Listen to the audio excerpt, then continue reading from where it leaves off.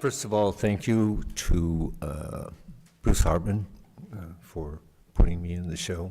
It's indeed a privilege. And thank you to all the staff that helped me along the way. Also, thank you to Alice Thorson for the essay. She interviewed me twice, and she was unhappy with what she had written, and she came back and she said, you know, there's something missing. And it was for the painting that's downstairs that's got the cactus. And I said, oh, it's this. And I told her, so if you want to know what the mystery is, the painting's down there with her explanation. Okay. That's me in 1969. I am how can I put it? A crypto punk hippie. I don't believe in everything, but I wish I could. I'm with my friend Rory Heenan, and we're out in Paradise, California, which is about halfway between San Francisco and the Oregon border. And we're going to Spain. I've saved up my money. Oh, I should say that I had dropped out of school in Boston, the School of the Museum of Fine Arts. I had a free ride there. My principal and my art teacher, they arranged that, and it was a wonderful thing until I didn't quite fit in. And it might have been a little bit too early for me to get to school and go through the rigor of a foundation class, and right outside the door was Boston, and Boston was, to me, just like this gigantic playground. And I thought that I could learn more in the museums, going out to the galleries, and that's what I did. Anyway, we went to Spain. This is after, like I say, I lost my scholarship. We go to Spain, and I think that I'm there to like lay on the beach and just have fun, but I realized once I got there that I was there to lay on the beach and figure out what I was going to do with my life. I had a Rolleiflex camera. I ran out of money, sold the Rolleiflex, went back to Chicago, and started went at first to Chicago City College, then I went over to the University of Illinois, Chicago, and then over to the School of the Art Institute of Chicago. This is from 2014. The things we'll see are from 2014 to 2018. This is my show at Haw Contemporary. And the photograph is by Ron Park, a well-known photographer. I think he's out in Los Angeles now. But I had asked him to come in, take a photograph of the installation. I love installation shots. It just seems to me about showing the artwork within the environment, within the space. And those two chairs, they were left over from when Bill Haw and his assistant had set the show up. And when I saw that, I said, oh man, let's just leave these chairs because they're just the perfect sort of counterpoint to the kind of 50-ish feeling of the paintings. That's the original Bill Haw photograph. I'm down there, we're installing the work, waltzing the paintings around the gallery, and Bill says, Jim, go home. We've got it, we're gonna hang these from here, they're positioned, everything's great, we'll go up on the ladders, do the lighting. Well, I got home, and it was about 10 o'clock, this photograph comes over, and they changed everything. And this is what I saw, and I thought, oh, they did a better job than I did. This is just perfect. So from Bill's cell phone photograph, that's when I went out and hired Ram to mimic the very same photograph that Bill took. And it's a trick photograph. Take a look, the line where the floor meets the wall. It's a perfectly straight line. It's a little, you know, magicabula that I really like, and a great photograph. This is another shot looking down the gallery. I think there were like 10 paintings. And then here's a close-up of what was going on. That painting on the left, that's called Dust Off. Remember from Aliens, Dust Off. Yeah. Okay, and then a grouping of two. What I was doing was, I wanted to kind of, Justin touched on this briefly, is that so much of abstraction is about the history of abstraction. In other words, abstract painting is about abstract painting that came before it. Great strategy, postmodernism. And I thought that what I would do was critique not only the great abstract expressionist gesturalists like Willem de Kooning and Franz Klein and on, the usual subjects. But what I would do here was like, I would take a blank canvas, and I had these large sheets of watercolor paper, and I had mixed up a lot of paint. So if the background on the canvas was white, I'd mix black up, take a big palette knife, splat it on the piece of paper, draw a line or two, and then take it and mush it into the canvas and take it away. And then I would work kind of in a grid-like fashion, starting in the upper left, going across, and then down. And I didn't try to make it nice. I didn't try to make it to be a good composition. I just kind of wanted to do this job, if you see what I mean. It's my job to start in the upper left-hand corner and end up in the right. Oh, Bill did everything. He had a fashion show in there. He had these people, I don't know who they were. They came in and they did a fashion catalog. You can see the model and the other models in the background, and then the director of the shoot over there on the left-hand side. And they did a fashion show, which was terrific. And I thought, oh, this is just perfect for my paintings, their background. And they functioned in a different way than than I was used to.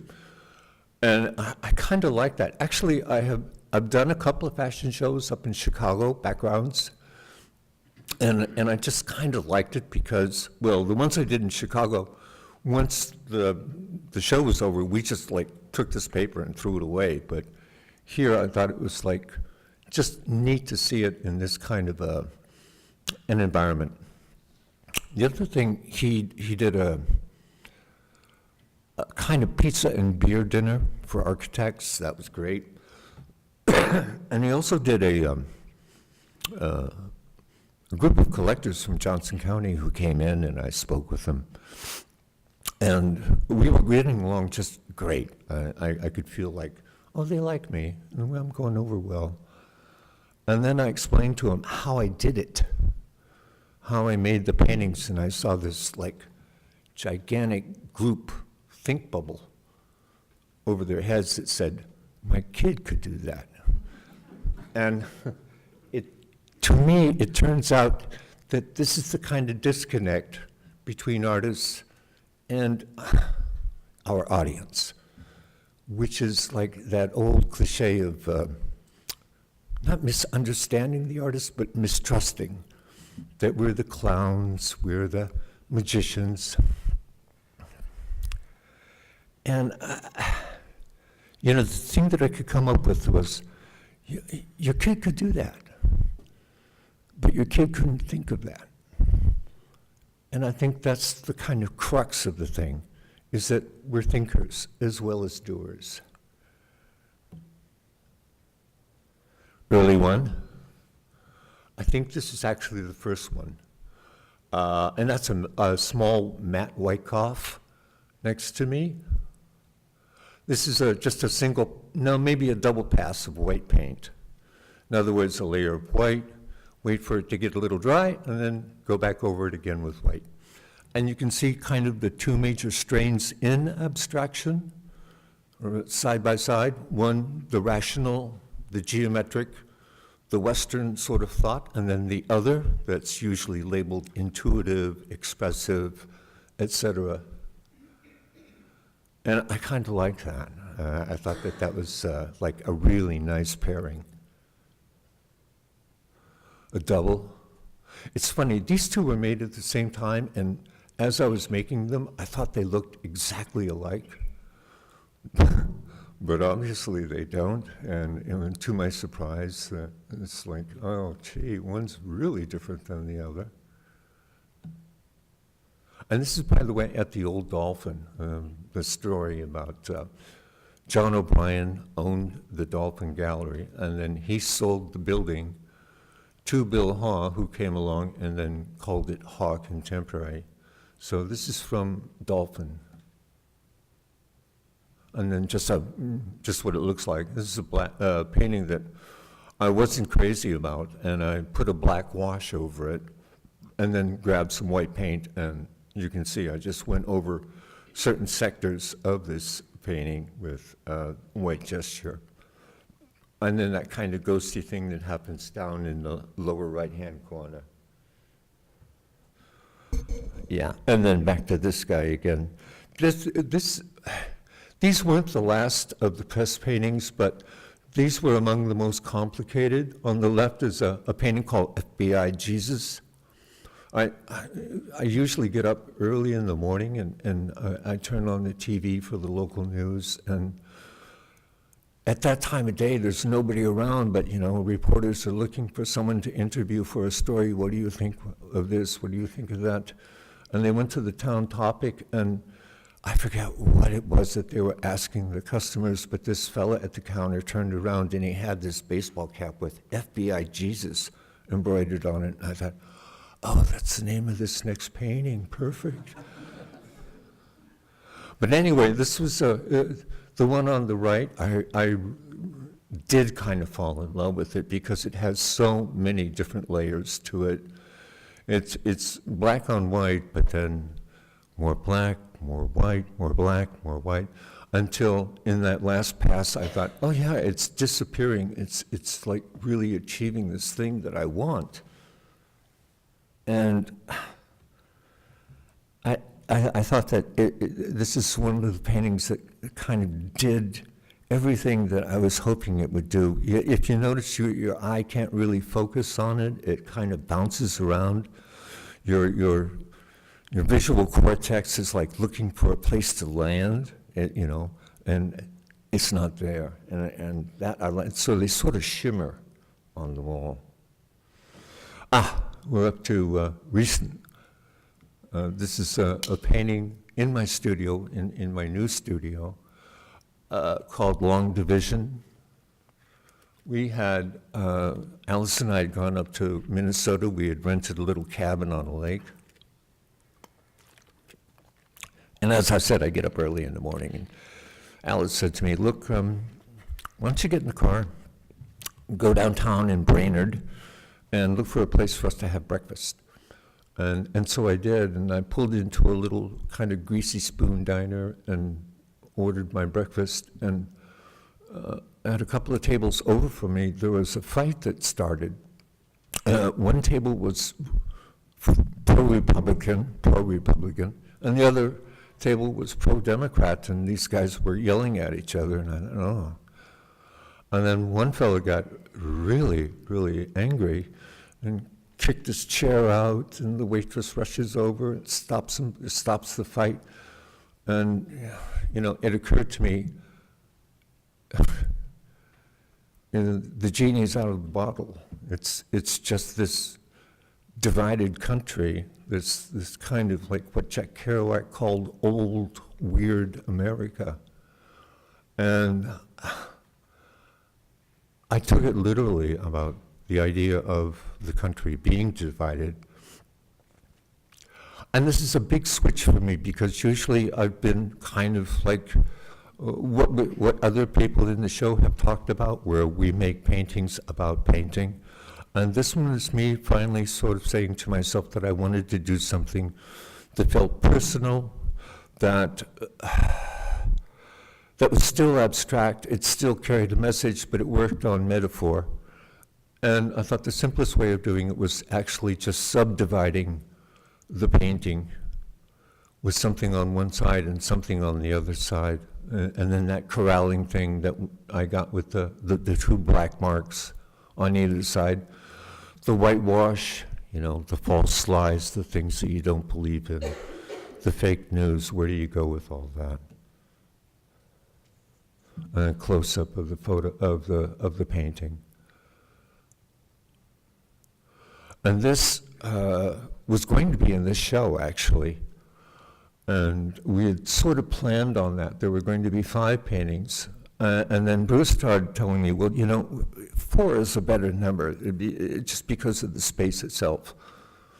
And this was already in a show at a gallery. And it saved us all a lot of trouble about negotiating with the gallerist and getting it down here to Kansas City. So I was happy the way it turned out. And now we're actually today, but I have to go back to yesterday to explain this. These are crack paintings. I called them crack paintings. This one's called Jolly Roger.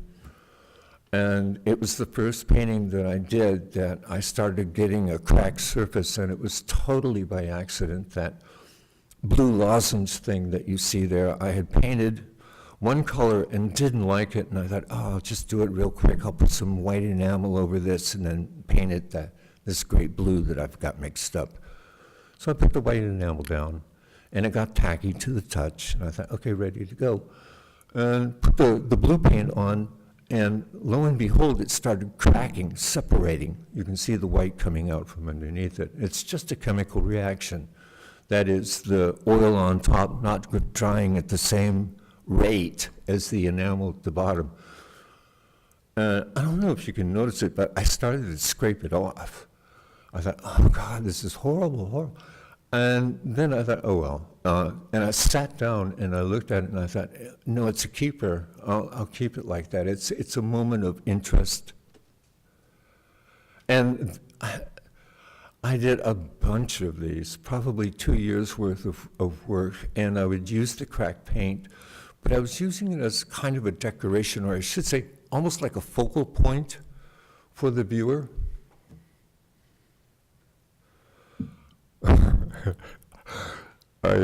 I wanted to do an all-over crack painting, and this thing was a total freaking disaster. I did it, I thought, oh no, this is not working. This went straight to the dumpster. But what I wanted to see was, what does a crack painting all over look like? So this, in the new studio, was the first cracked one that I thought, okay, yeah. And it's similar to the ones downstairs, but this is the first kind of shot at it. Well, you'll see in a sec. You'll see where everything comes from.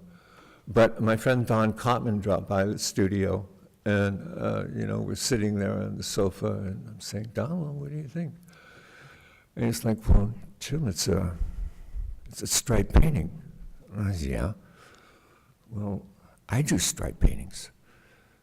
And I said, Don, you and 10,000 other people do stripe paintings. This is not yours. You don't own stripe paintings.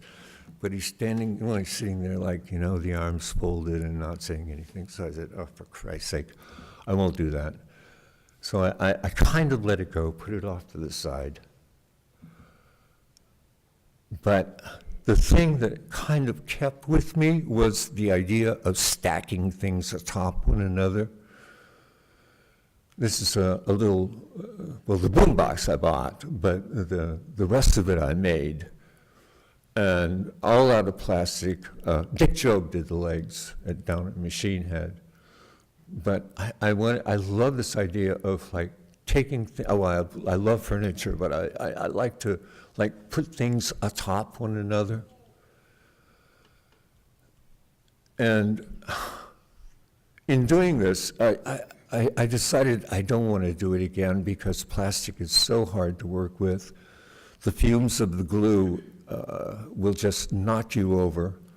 And you're cutting things with utility knives, with jigsaws, with X-Acto blades. It's just like dangerous, smelly, stinky, and boring work to do it right. And I thought, no, maybe this is the end. This is our backyard in May. Alice's garden looks gorgeous. Our dog, Axel, And I put him up there on the bench so that I could I knew that I would be showing photographs of his work, so I thought, well, I'll put him up for size comparison. So, so it's about 3.5 dachshunds high by approximately 1.5 dachshunds wide. And you can see he does not like being up there. It's like, get me out of here. I also did a series of cubes of color in units of sometimes 3 panes of color, 2 panes of color, 1 pane of color. And again, it just got down there working with your hands, and it's small, and everything has got to be right, and everything has got to fit. And the idea was that you could take a bunch of these units, say 16 or 18 of these, and sort of construct your own Mondrian on your wall. And it worked. And I had this fantasy of me becoming this big entrepreneur, and I would have people working for me, and all of these things would be being sold over the internet. It sounds preposterous, but anyway. This is the old studio. You can see I've got like my voodoo dolls and a photograph of all the women who starred in Rainer Werner Fassbinder's movies. It's all good luck stuff, a little bit of voodoo mixed into it, and then of course the plastic stuff. These are my dad's patches. My dad was in the Army.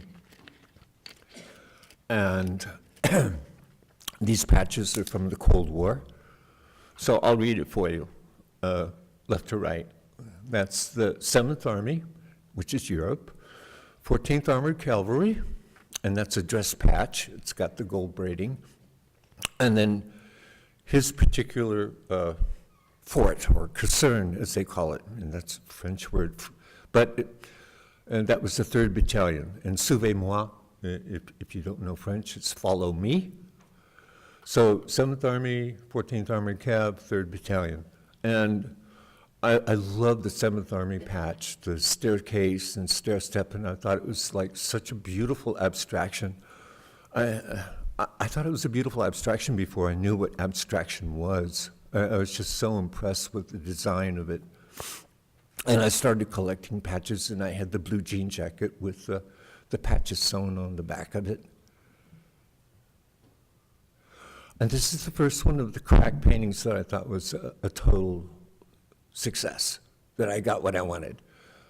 And it's small, it's a very small work. And I had done some underpainting, and then kind of like you can see the crack lure going on, and then the sort of like longhand, it's almost like calligraphy that I'm using, but actually it comes from when I was a kid in Washington State. We lived in a kind of suburb of Olympia, and out there honestly, on one end of my block, one of the teenage boys had a custom car. And he had it, it's just great to look at. It was an old Mercury and everything, but he had it painted, and he had what was called pinstriping on the hood and on the trunk of the car. And I would go over there and just admire the car, but particularly the paint job on it and this decorative stuff that went along the hood, and I thought, oh, that's just beautiful. Here's a painting, I'm getting back to like, what do I do with this crack paint? I have no idea. And I put this in the center and never really finished this painting. I know what I would do to it now, but at the time I thought it was just like spending 5 weeks on what I thought was like an utter failure. But nevertheless, the incorporation of the crackness. And then here we go. This is the stuff downstairs. This isn't the earliest version of Ceylon. I had painted the bottom part on. I thought, okay, to get around the Don Cotman thing, I would just go up halfway, okay?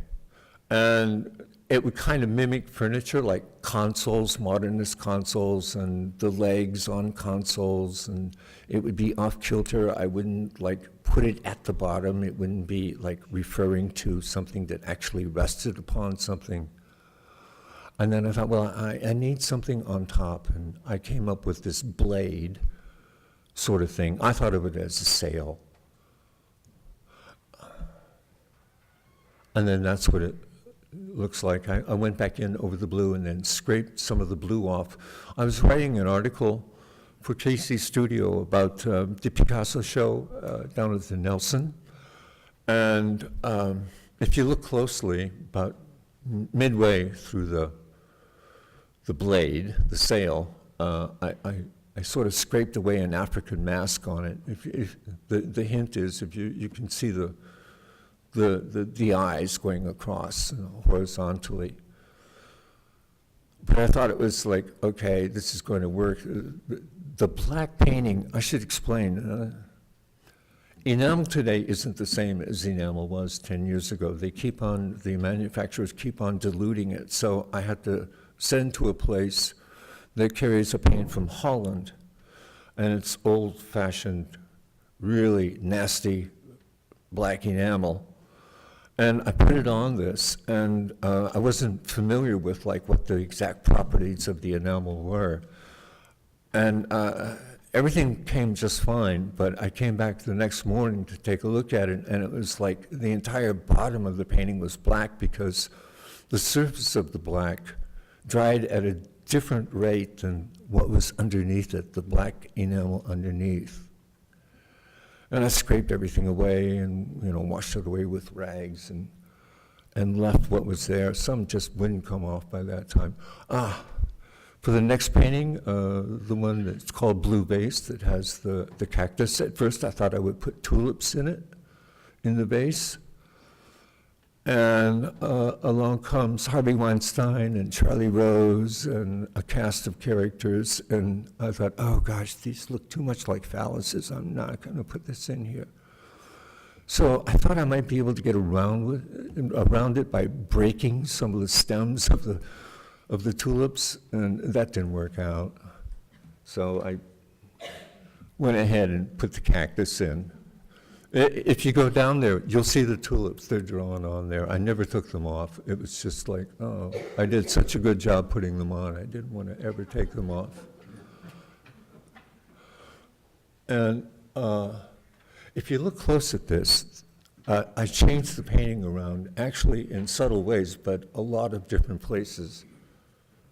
That's what the painting looks like downstairs. There were things that I thought, so I wanted to kind of in an old-fashioned formalist sense, like shift the weight of the painting itself. And then this is a test strip, and I'm not obsessive, but I did write down when I did this, when I put wet black enamel down and then put wet white enamel into it, and you get that gorgeous penumbra. But I wanted to see how fast is this stuff going to dry, because I had done part of the painting while it was laying down, part of the painting that has this necklace thing happening on it. And again, I get this kind of, the necklace forms a boundary, another division line that I was real happy to do. And then all three of them, and then there's a fourth one, but I started gathering the paintings and just stacking them up. Whoop, let me go back one here. There we go. And A.J. Schempf dropped by with his equipment to photograph things. And the reason why I'm showing this to you is photography of art is just so incredibly complicated. And now, and I was surprised to learn this, now Ichi is everything, the camera, the lighting, everything is controlled on his laptop. He's not rushing around anymore, adjusting the lights. He's not going up to the painting and running a light meter over everything to see if it's right. It's just all controlled with his computer. And there he is, setting his laptop up. That's just a stand for it. And then here, this is one of my favorite photographs. Somebody from the Nerman sent me this photograph. My work just arrived downstairs. And it's like that peek, you know, behind the curtain of the work arriving in its crate, and you can see some of the documentation there on one of the mats. The lights aren't up, the labels aren't up, and I guess it was some of the first work that arrived for the show, but I just got such a kick out of seeing it. It was like, oh yeah, you're where you belong. And then that, of course, is the installation downstairs. Okay, thank you.